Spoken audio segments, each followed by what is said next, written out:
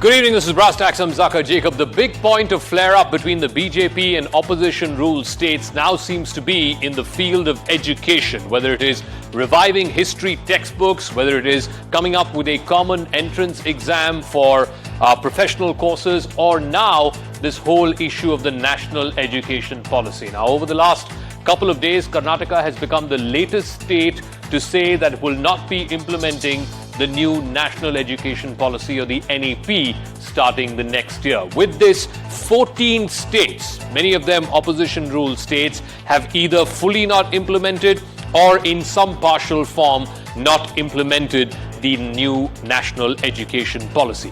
The question that's being asked is, how can you have two different education systems? Students in Delhi learning one thing, students in Chennai learning something else. Students in Bengaluru learning one thing, students in Kolkata learning something else. After all, education has to be one.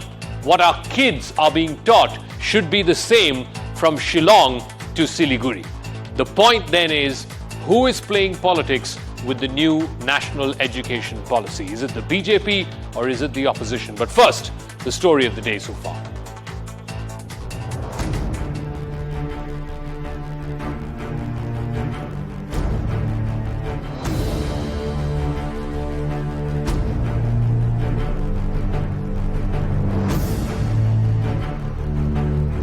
NEET is one thing which is not warranted at all. Education must be a state list.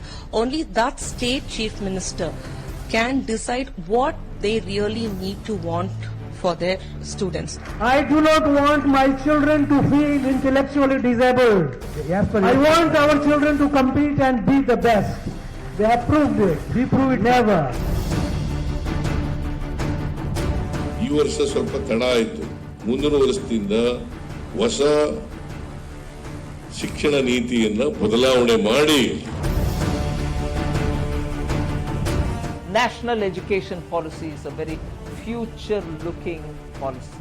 Immediately, because such a versatile, well-researched, publicly consulted policy is brought in, only because it's brought in by Prime Minister Modi, we like to hate it. Because we dislike the Prime Minister, so we'll dislike any good thing that he does. This is funny. She doesn't know politics. The problem is that these BJP leaders, ministers, they don't know politics.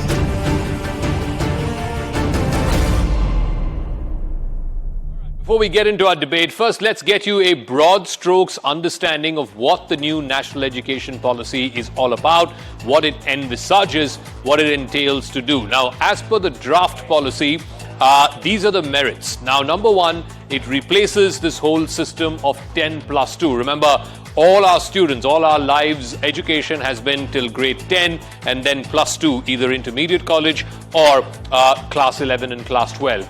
The new education policy seeks to change the burden of that. It will also bring in a national mission for core literacy and numeracy. Remember, what is happening now is a lot of people who may be literate are still found wanting when it comes to numeracy and when it comes to core literacy. The ambit of the education policy is to expand it for kids age 3 all the way to 18.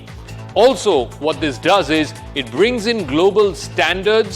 Remember, now private universities in the West can partner with universities here in India and thereby boost investment in education and thereby improve the quality of education as well. Also, there is now a mandatory 4-year training program for teachers before they can get on and start actively teaching in schools. Remember, before that, it was just a degree plus a Bachelor of Education degree. Disparity, the demerits seem to be, and this is what the critics of the policy are arguing, that there seems to be a disparity which is not taken into account by students who have access to English education or English medium education and those who are studying in government schools, oftentimes in local languages. Also, the focus is on digital education, which, according to critics, ignores the digital divide in India, which again came to the fore during the pandemic. You saw students in government schools being affected because of learning from home. And also, because there is an emphasis on multidisciplinary diplomas, there is a fear that this might encourage early dropouts.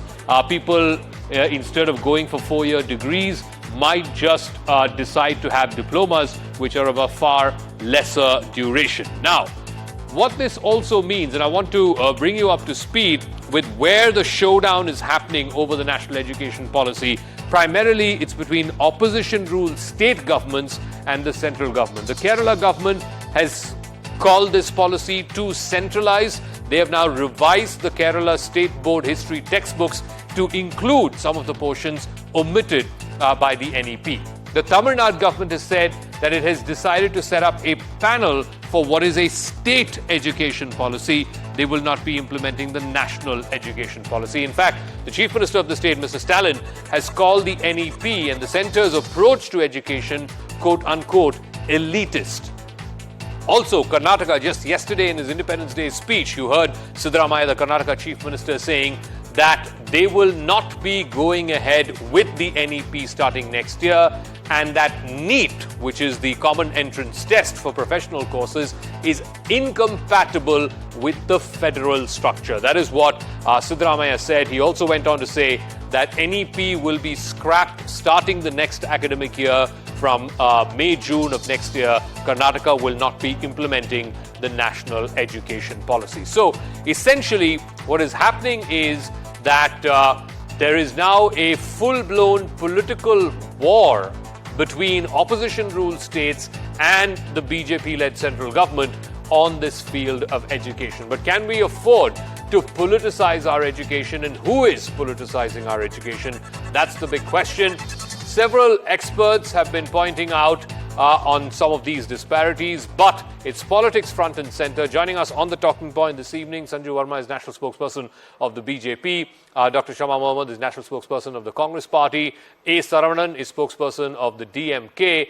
And we also have Professor Geeta Bhatt, a renowned academic. Sanju Verma, the criticism from opposition-ruled states on the national education policy is it does not take into account the disparity between those who have access to private education, access to English medium education, and those who are in government schools, and therefore the NEP does not adequately take them into account. There are two issues here. One is about the NEET and one is about NEP. As far as the national education policy is concerned, Zaka, let's be very clear that we had the 3-language system way back in 1968. And the last national education policy which we had after 1968 was actually, the one in 1980s, 34 years back. I think what distinguishes the current NEP from its predecessors is the fact that we are not imposing any language. We are saying that there need not be any compulsion to study either English or Hindi or Tamil or Telugu. You only need to satisfy one criteria.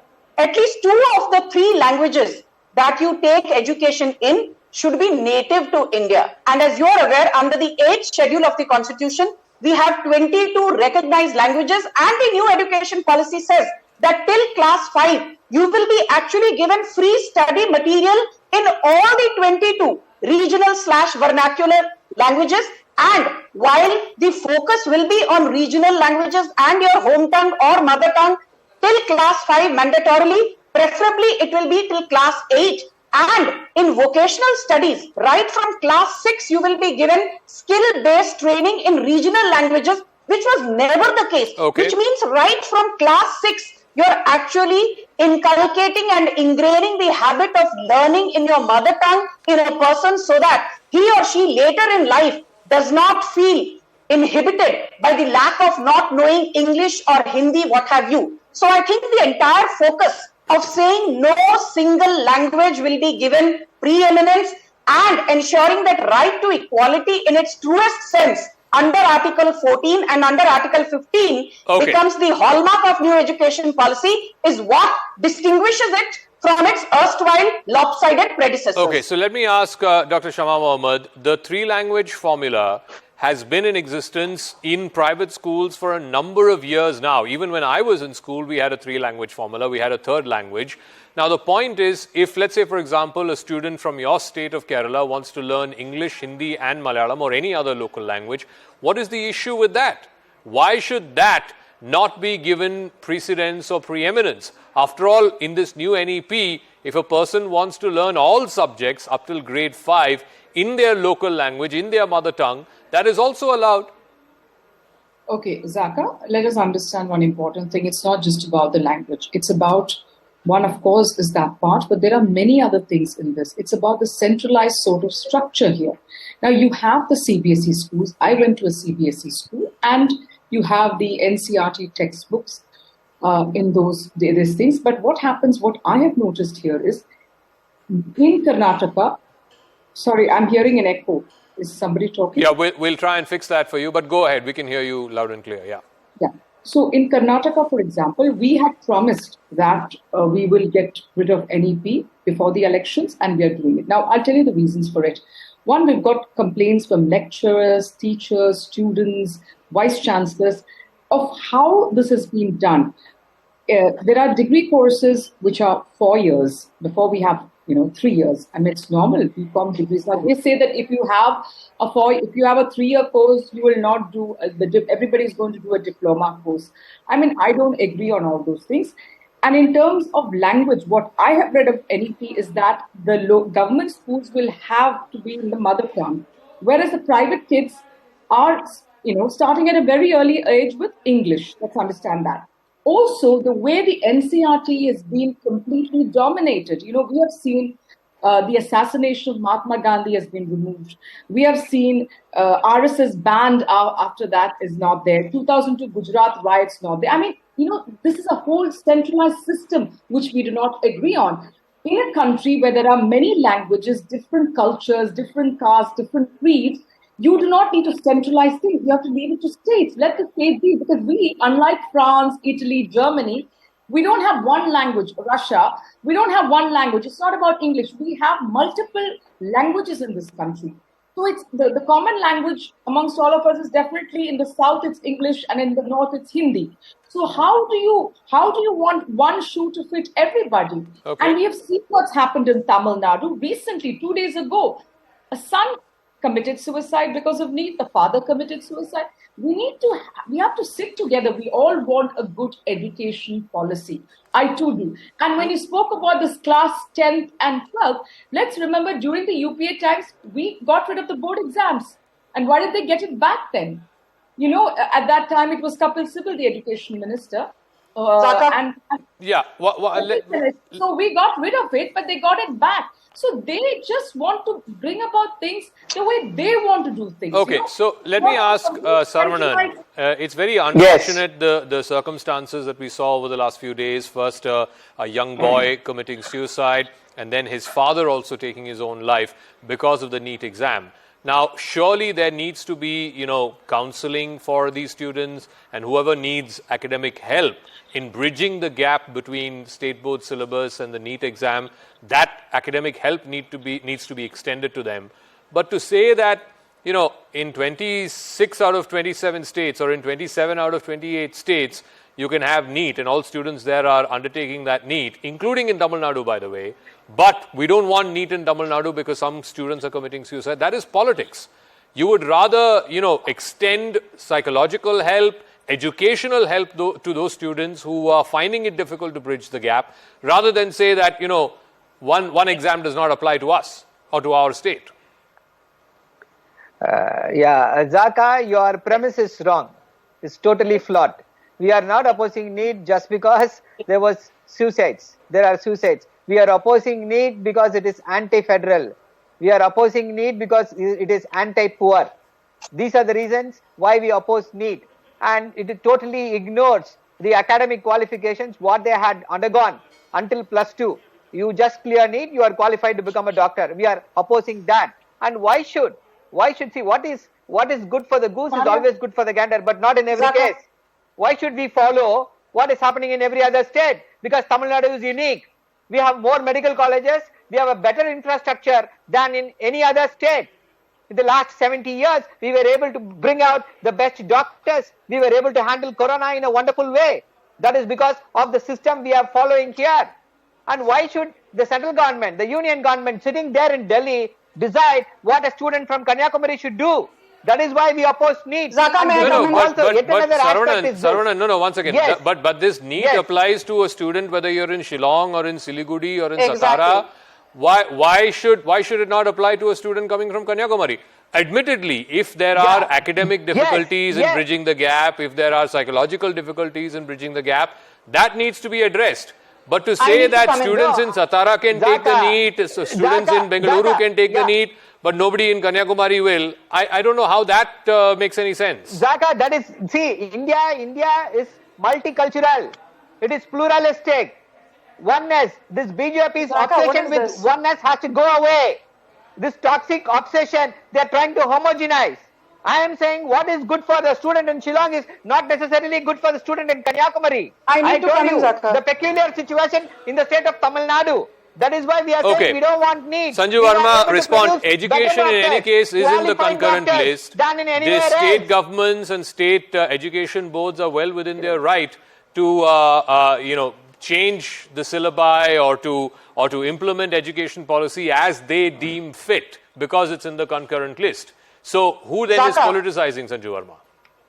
Zaka, I heard your interview yesterday with the Finance Minister Nirmala Sitharaman, and I think she elucidated the entire controversy regarding NEET so succinctly. I will just add to that.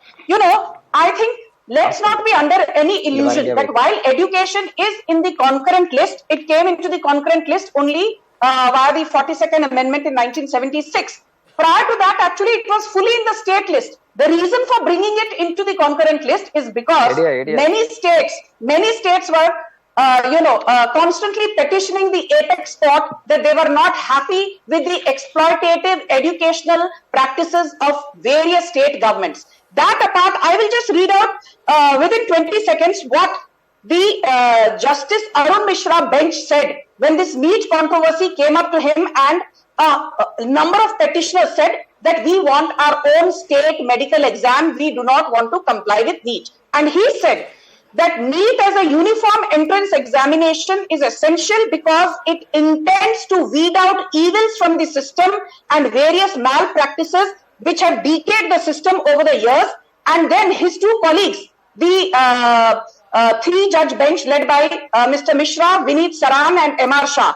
Vineet Saran and M.R. Shah added that the rights granted under the Constitution do not come in the way of securing transparency and recognitions of merits in the matters pertaining to admissions if state governments are given a carte blanche to conduct certain examinations. Because certain examinations have to be uniform, it is open to students to decide whether they want to sit for a particular exam or not. But to question the transparency of the NEET as an examination method is something that we as a bench do not agree with.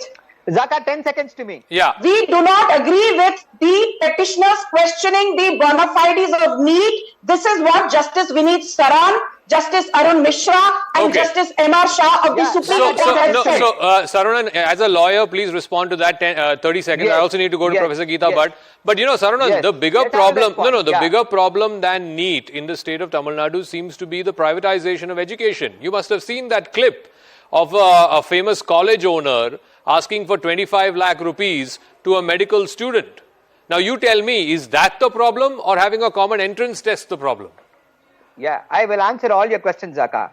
The Chief Justice of India, Dr. Chandrachud, recently said the sheer volume of litigation of NEET cases is indicative of the hopes and aspirations of millions of students. It is proof that medicine is one of the most sought after profession in India, yet litigation is also symbolic of a need for reforms in medical education in India. This is the view of the Chief Justice of India after the introduction of this NEET. What Madam was talking about, this judgment, it was pre-implementation of the NEET. Now, the only one who is benefiting out of this NEET is the coaching class mafia. Every year, 1 lakh crore is the money that is funneled into this coaching class mafia. Why the BJP is supporting this mafia?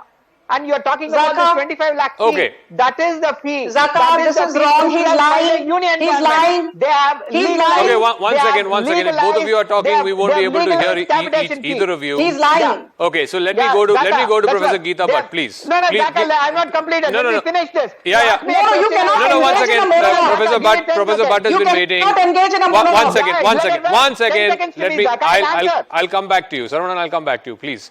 Professor Geeta Bhatt, the issue that opposition states are saying is that in most states you have central board education, CBSE, you have state board education. The state board education students who are often coming from poorer families, who often don't have access to, English language education in expensive private schools, that is why you have a state board, and that is why in many states, Tamil Nadu is one example, in Kerala also, up until some years ago, you had state entrance tests. So a large number of engineering seats and medical seats and dental seats were through this state entrance tests. When you have one national test, A, these students who are at a disadvantage cannot compete, and B, they're also saying that why should in a federal structure one entrance test decide the fate of millions and millions of students? After all, if you don't qualify through one entrance test, when you have these different state entrance tests, you have the option of taking multiple state entrance tests. Maybe you won't get through one, but you'll get through another. Well, Zakat, thanks for inviting me on your show, and I would like to put a couple of points.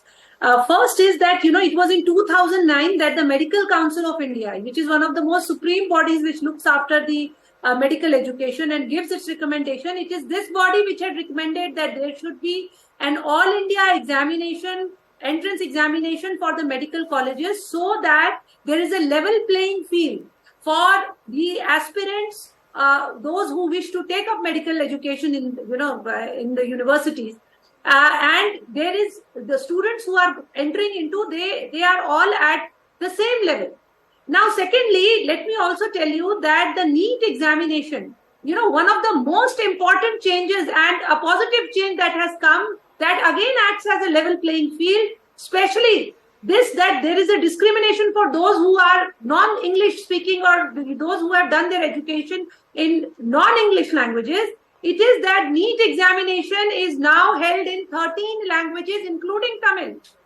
13 languages. Imagine that those students who have done their higher secondary education in their regional languages, they have an equal opportunity to compete in terms of sitting for this examination and getting into the medical education. Also in Karnataka already, in Tamil Nadu, there is already a 7.5% reservation for those who are into government schools and who wish to come into medical education. Now, let us also be very clear in one thing, that in state, those medical colleges which are straight run, 85% reservation is for the state students and only 15% reservation is for all India students who have their merit in the NEET examination. And that holds true for all the states. So that means 85% students of a particular state, they are eligible. They have a preference in getting admission into the medical education. Okay.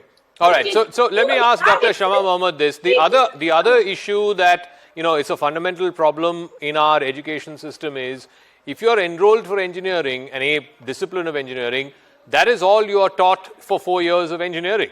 If today a student wants to take liberal arts plus science, liberal arts plus applied mathematics, like they do in foreign universities, we don't have an option as per our current education system. That is something that NEP offers. And two, about your point about 4-year degrees, well, if Stanford, Harvard, Yale can all have 4-year degrees, why can't Delhi University or Bombay University? That is east to west. We don't need to follow what Stanford is doing. It's what we've been doing, one. Number two, because when you have seen India, what happens? People just take the short route. Let's understand that. So they say, "Arey, 2 saal ka diploma hai. Why should we do 4 years degree course?" So let's understand the Indian mentality. See, one thing she mentioned is wrong, is that the regional language is taught till class 5th in government schools. And English starts only after class 5th. Let's make that clear in NEP. the new education policy, which I don't agree, because the private school students will learn English much earlier. Now, the other thing, Zaka, which is very important, now which aspect you mentioned about art and science, I agree, but it's not everything we agree on that. Before we get into this, let me ask her one question. Have you stopped, if you want to hire teachers in many states, how do you hire teachers? They pay money, they get hired, and they don't even come. I have my house help who lives in the Rewa district of Madhya Pradesh. His family is there. He says, Beti jati hai, she goes to school, she eats, and she comes back. She doesn't study anything. They just come and sign and go. Don't you think we need to stop all that before getting into a complicated NEP and see to it that we have passionate teachers who come there, they get the job because they're qualified and not because they pay a set amount of money to get that job.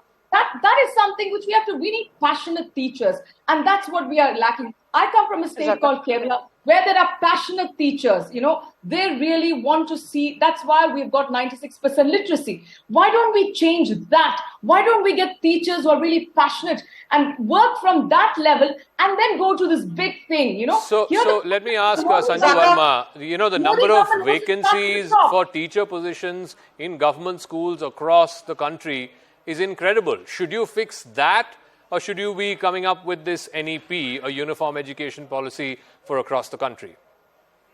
Zaka, as Nirmala Sitharaman very rightly said to you in her interview, the only thing that the opposition does is oppose for the sake of opposing, irrespective of whether there is merit in their argument or not. I, for one, am very happy that this government has decided to have a 4-year graduation course, because I'll tell you, Zaka, as you rightly said, now the likes of Harvard, the likes of, Ivy League schools like Yale, they say that if you come from an accredited Indian institution and if you get high marks in your WES evaluation, even with a 3-year graduation, we will admit you into a PhD or into a postgrad course. But there are many, like New York University, University of Michigan, UCLA Berkeley, UCLA California, they categorically say, irrespective of the best Indian institution that you pass from, unless you have a 4-year graduation degree, you are not qualified to do a MA or a MPhil or a PhD in either engineering, social sciences, liberal arts, what have you. Now, the second and more important thing, Zaka, very quickly. I have some data with me. It is said, because the NEET controversy needs to be addressed, I will just take 20 seconds. It says there were 1.08 lakh students who opted for NEET in 2021. And you will be surprised to know, Zaka, for everyone who says that the NEET is actually unfavorable to people who are from backward communities or marginal sections of the society.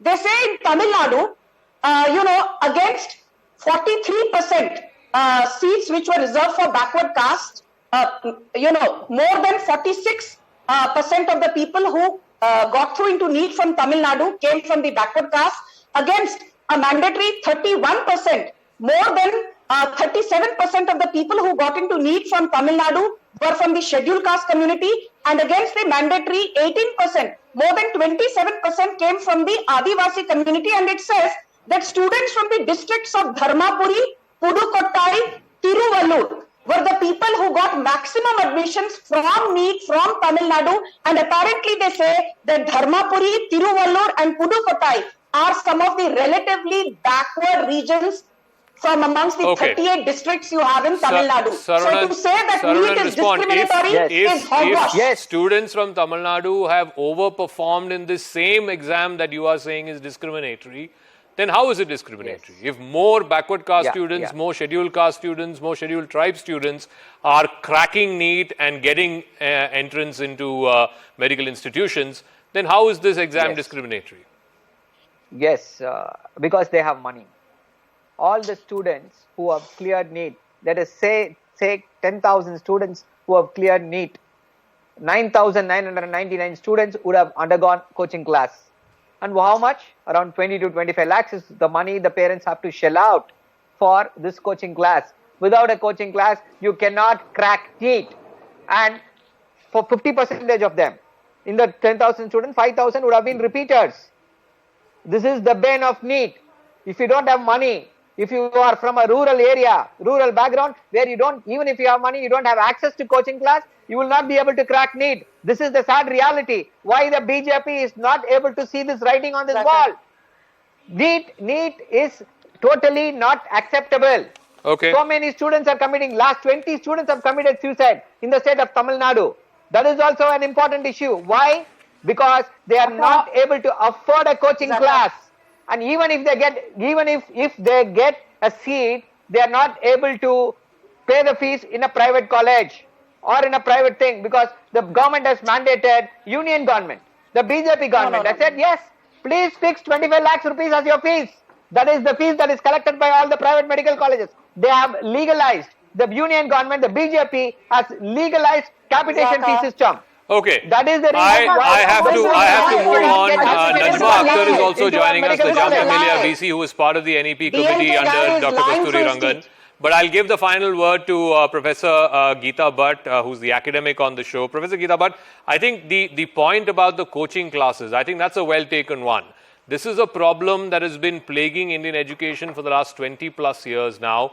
You know, to crack IIT JEE, you need to go to coaching class. To crack the medical entrance exams, you need to go to coaching class. I mean, to get into Delhi University, you need to go to coaching class. Why is it that our education system has not been able to fix this fundamental problem? Zaka, for a very long period, for decades altogether, the education system was such that the students were in a way forced to go for extra coaching. Now, you see, there is no denying that we need to address the problem where students, unfortunately, they give up their lives when they are unsuccessful. But that is an aspect that needs to be taken separately. We need to prepare students to learn to take failure in their stride and still work harder and move forward. So that needs to be addressed, but that is a separate issue.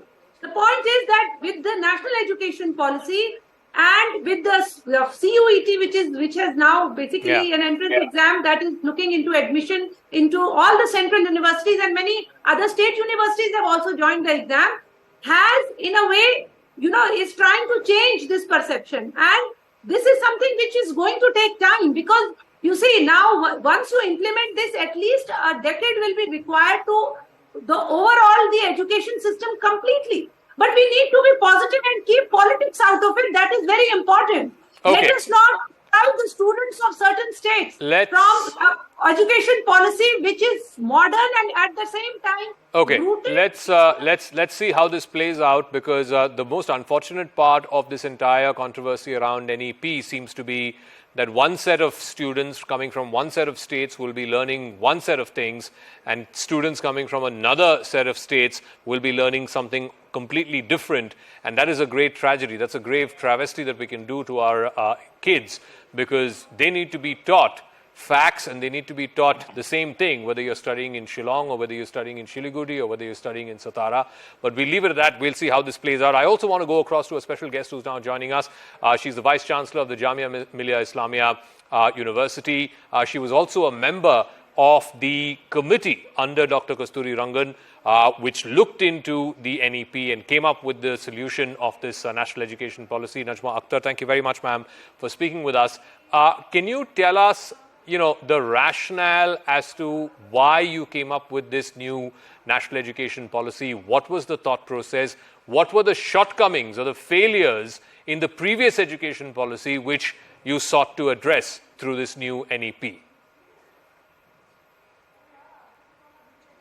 Our country is a country which is developing very fast, and it's not fair if we continue saying that so many years back, more than 3 decades back, we had a policy and we are still going to stick to it.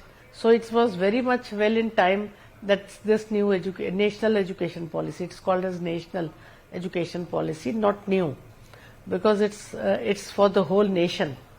And this came up at a very right time, when the country is moving and the world is moving at a very fast pace. And this policy has a very futuristic color. It is not only for this year or for 2 years or 10 years, it's for the future, whole future of the country, like India, which has to move very fast with the other countries, and is also to take up. It has to be among the top 10, top 5 countries of the world. That's why this was very much needed. What one of the concerns that has been expressed about this national education policy, the NEP, is particularly students who are coming from disadvantaged backgrounds, poorer backgrounds, who don't have access to English education or a private education, English medium education. They find it hard to make this switch, to adjust to the national education policy. How would you, as a member of the committee that went into it, how will you respond to this concern? I respond to it, this is totally wrong. This is meant for those students who are coming from poor backgrounds. This policy is meant for those who are coming from different languages, because it gives them an option to take up the language of their choice and study in that, which was missing from our education earlier. So I think this is a wrong notion that this is not for the poor or for the different languages people. I have nothing more to say. This is a very futuristic policy and open to everybody. It's an inclusive policy. I mean, I know you're an academic and you wouldn't want to get into the politics of what is going on around NEP, but, you know, if it is to be implemented the way it is currently, some states are implementing it, some states are saying that they are not going to implement it. What may that mean from the point of view of students? Because students, let's say in Karnataka, will be learning one thing, students in Delhi will be learning something else, students in Chhattisgarh will be learning something else, in Bengal something else will be taught. You cannot have students of one country being taught different things depending on which state he or she is getting an education in. Education is a concurrent subject. It is the responsibility of the center as well as the responsibility of the states. So the states have a right to do something a little different. But what is being made at the national level is a framework for implementation only. It's not a direction, it's not a diktat, it is not being forced on anybody. Any state can choose from it, learn if it is good, take it up as a whole, or change it according to their needs. The whole country has to move as a whole, as one, not in form of different states. Languages they can choose, any language they can choose. It was not there. Earlier things which were not there is so many languages as part of the teaching, instead of English or only Hindi or only one language. You can teach in any language, write your book in any language, read the books. You must have heard that many books are coming to the market which are in every subject, in every language of the country. All right, Najma Akhtar, thank you very much, ma'am, for joining us and explaining to us why you believe the national education policy is the need of the hour for students across the country. We'll leave it at that.